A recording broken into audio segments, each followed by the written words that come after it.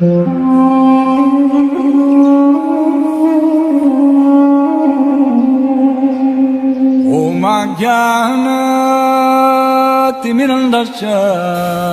I am stressing. जितासनो जितश्वासः प्रत्याहरित षड इंद्रिया हरिभावनया धवसस्तर हरिभावनया धवस्त रज्जः सत्वतमो मल्लः। नारद मुनि जी बता रहे थे अपने महाराज युधिष्ठिर को कि उनके जो ताऊ है महाराज धृतराष्ट्र और उनके चाचा विदुर जी और उनकी जो ताई गंधारी जी वो कहाँ पे है। तो उन्होंने कहा कि जो सप्त स्रोत जो तट है जहाँ पे सप्त ऋषि रहते हैं, सप्त ऋषियों का जहाँ स्थान है हिमालय में, तो वहाँ वो लोग निवास कर रहे हैं और वहाँ पर वो क्या कर रहे हैं, वहाँ पर वो योग अभ्यास के द्वारा अपनी इंद्रियों को अपने मन को वश में करने का प्रयास कर रहे हैं। और उसके लिए उन्होंने अन्न जल का भी त्याग किया, केवल सिर्फ जल ले रहे हैं, अन्न का त्याग किया। तो आज यहाँ पर नारद जी बता रहे हैं कि जिसने यौगिक आसनों के द्वारा, यौगिक आसन में योग के जो आसन है तथा श्वास लेने की विधि को वश में कर लिया, श्वास लेने का जो मेथड है उसको कंट्रोल में करना। अब जितना हम श्वास धीरे धीरे लेंगे उतनी हमारी आयु बढ़ती है। एक कछुआ है उसकी आयु काफी होती है, अगर आप उसके श्वासों की गिनती को देखेंगे बहुत स्लोली, बहुत धीरे धीरे उसके श्वास होते हैं। जितना हम फास्ट फास्ट श्वास लेते हैं हमारी आयु कम होती जाती है। तो श्वासों को वश में कर लिया जिसने, वह अपनी इंद्रियों को फिर क्या करेगा, पूर्ण पुरुषोत्तम भगवान श्री कृष्ण के प्रति मोड़कर उसकी इंद्रियां किसकी ओर टर्न कर देगी। अभी हमारी इंद्रियां किसमें आसक्त है, अभी हमारी इंद्रियों की आसक्ति इस संसार में है। लेकिन जब हम ये यौगिक आसनों की विधि और अपने श्वासों को वश में करने का तरीका सीख लेंगे तो फिर क्या होगी, हमारी इंद्रियां भगवान कृष्ण में आसक्त होंगी। तो फिर क्या होगा, फिर जो भौतिक प्रकृति के तीनों गुण है, सत्वगुण, रजोगुण और तमोगुण, ये तीनों ही हमें कलमश करते हैं।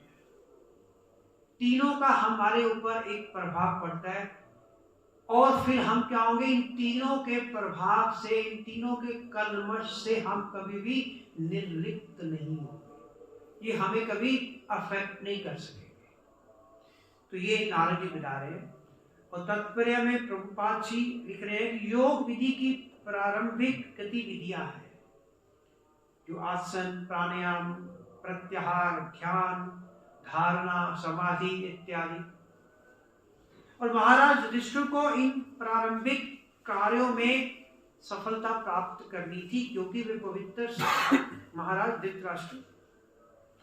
धृतराष्ट्र को इन प्रारंभिक कार्यों में सफलता प्राप्त करनी थी क्योंकि वो पवित्र स्थान पर आसीन थे और एक ही लक्ष्य हरि को पर ध्यान लगाए हुए थे। कहते ये जो प्रारंभिक कार्य है सबसे पहले तो यहीं से शुरुआत होगी ना, इसमें आसन, ध्यान, प्राणायाम, प्रत्याहार, समाधि, धारणा इत्यादि इत्यादि।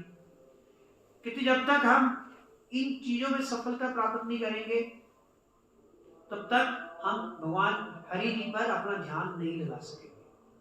तीन चीजों से क्या होता है, हमारी इंद्रियां जो होती है फिर वो कंट्रोल में आ जाती है, वश में हो जाती है। और इस तरह उनकी सारी इंद्रियां फिर भगवान की सेवा में लगी थी कि उन्होंने ये सारे जो प्रारंभिक आसन थे, सारा कुछ जो योग के सारे प्रारंभिक कार्य थे, उन्होंने पहले उनमें सफलता प्राप्त की, फिर उनकी इंद्रियां वश में हुई, फिर उनकी इंद्रियां जब वश में हुई तो फिर वो इंद्रियां किसमें लगी, भगवान की सेवा। जब तक इंद्रियां हमारे वश में नहीं है हम उसको भगवान के सेवा में लगा ही नहीं सकते। मान लो हमने हरिद्वार की ओर जाना है, रथ पे जा रहे हैं, घोड़े उस रथ को चला रहे हैं, जब घोड़े हमारे कंट्रोल में नहीं होंगे तो तो वो घोड़े हरिद्वार की जगह में नर्क में ले जाएगा, ऐसे ही होगा ना। भगवान के द्वार की ओर ले जाने की बजाय तो रथ कहाँ चले जाएगा, घोड़े कहाँ ले जाएंगे, नर्क की ओर ले जाएंगे। घोड़े क्या है, इंद्रियों को सिग्निफाई कर रहे हैं, हमारी 5 इंद्रियां 5 घोड़े। तो तभी हमारी इंद्रियां भगवान की सेवा में लगेगी अगर हम उनको वश में करेंगे। ये विधि भक्त को भौतिक प्रकृति के तीनों गुणों के कलमश से मुक्ति दिलाने में सहायक होती है। कि जो भौतिक प्रकृति है उसके जो 3 गुण है, अगर हम चाहते हैं कि इन तीनों गुणों के कलमश से हम मुक्त रहे तो हमें इस विधि की पालना करनी होगी, इस विधि को अपने जीवन में अपनाना होगा। और जब भौतिक सतोगुण भी, जो कि सर्वोच्च गुण है, भावबंधन का कारण है, कहते सतोगुण भी जो है वो भावबंधन का कारण है। अगर सतोगुण में भी है तब भी हम इस संसार के बंधन में फंस सकते हैं। तो फिर अन्य गुण जो रजोगुण जो तो है ही बुरे हैं, तमोगुण उनकी तो बात ही छोड़ो, उनके विषय में क्या कहा जा सकता है। रजो तथा तमोगुणों से भौतिक भोग की इच्छा बढ़ती है। रजोगुण क्या होता है, one becomes very much ambitious in life, चाहे वो धन कमाने में हो, चाहे वो शिक्षा लेने में हो, चाहे अपने जीवन के स्तर को ऊंचा करने में हो। तो ये जितना इंसान एम्बिशियस होता है वो रजोगुण का लक्षण है। अगर किसी के रजोगुण को पहचानो, देखो कि उसका क्या स्टाइल, लाइफ स्टाइल क्या है। तो तमोगुण का लक्षण क्या है कि तमोगुण में व्यक्ति सोया रहता है, आलस्य रहता है, ठीक है, प्रमोद में रहता है, बस खेल कूद रहे और दूसरे काम ना करे, ठीक है। ये तमोगुण के लक्षण। और प्रबल काम इच्छा से संपत्ति तथा शक्ति के संचय को बल मिलता है। जो लोग रजो और तमोगुण में है उनमें काम इच्छाएं बहुत होती है, काम ना विषय वासना, ये सारी चीजें उसमें बढ़ती है। और फिर वह क्या करता है, इस काम इच्छाओं से क्या होता है, उसे होता है कि मैं और संपत्ति बनाऊं, मेरे पास और शक्ति हो, और मेरे पास ताकत हो, मेरे पास बल हो, चाहे वो पैसे का बल हो, चाहे वो शारीरिक बल हो, कोई भी ऐसा बल हो, वो यही चीजें चाहता है। जिसने इन दोनों अधम प्रवृत्तियों को जीत लिया है और अपने आप को सत्गुण के स्तर तक उन्नत कर लिया है, जो ज्ञान तथा नैतिकता से परिपूर्ण है, वह भी इंद्रियों को अर्थात नेत्र, जीव, नाक, कान तथा स्पर्श इंद्रियों को वश में नहीं कर सकता। कहते चाहे किसी ने रजोगुण और तमोगुण पर विषय, इन पर अपना विजय पा ली है और इन सब पर विजय पाकर इनको कंट्रोल में करके फिर वो सतोगुण के स्तर पर आ गया, फिर भी उसकी जो 5 इंद्रियां हैं, ठीक है, नेत्र, जीव, नाक, कान और स्पर्श इंद्रियां को वो वश में नहीं कर सकता। सतोगुण में आकर भी हम अपनी इंद्रियों को वश में नहीं कर सकते। कोई कहते हैं सतोगुण तो बहुत अच्छा है, लेकिन सतोगुण में भी हम लोग रिस्क में हैं, डेंजर जोन है सतोगुण में। किंतु जिसने उपरयुक्त विधि से भगवान हरि के चरणों में आत्मसमर्पण कर दिया है, वह भौतिक प्रकृति के गुणों के प्रभावों को पार कर सकता है। तो सबसे बेस्ट मेथड जो प्रभुपाद जी यहाँ पे सजेस्ट कर रहे हैं कि हमें भगवान श्री कृष्ण, भगवान श्री हरि के चरणों में अपने आप को सरेंडर कर देना चाहिए। कि जब हमसे कुछ नहीं हो रहा तो फिर कौन कर सकता है, भगवान ही कर सकते हैं।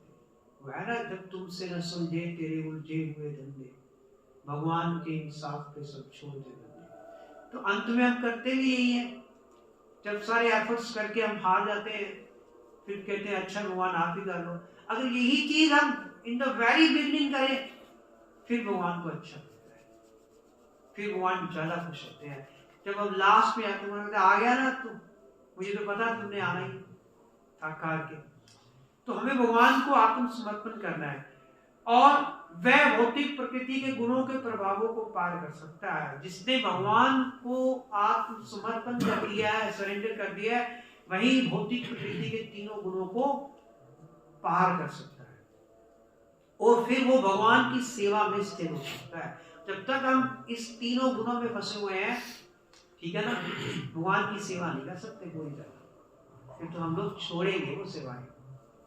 अतएव भक्ति योग विधि इंद्रियों को सीधे भगवान की प्रेममयी सेवा में लगाती है। जो भक्ति योग की विधि है वो डायरेक्टली व्यक्ति को, जीवात्मा को भगवान की सेवा में लगाती है। भक्ति योग को कहा जाता है it is just like a lift elevator.